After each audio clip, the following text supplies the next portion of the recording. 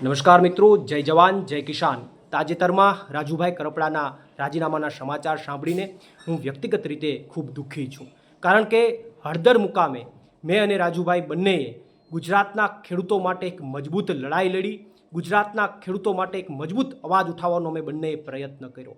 અને ત્યારબાદ આ ગુજરાતના ખેડૂતોની લડાઈને તોડી નાખવા માટે, ગુજરાતના ખેડૂતોની આ ક્રાંતિને પૂરી કરી દેવા માટે ગુજરાતની આ ભાજપ સરકારે મને અને રાજુભાઈને અને બીજા અન્ય નિર્દોષ ખેડૂતોને ષડયંત્ર કરી અને 108 દિવસ સુધી અમને જેલમાં ગોંધી રાખ્યા, ખોટી રીતે અમને જેલમાં નાખ્યા.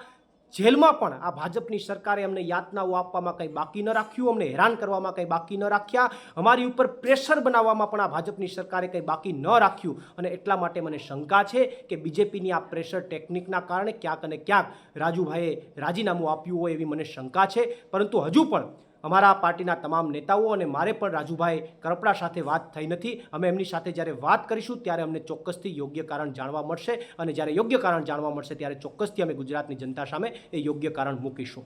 આભાર. પ્રવીણ રામ, પ્રદેશ ફ્રન્ટલ અધ્યક્ષ, આમ આદમી પાર્ટી.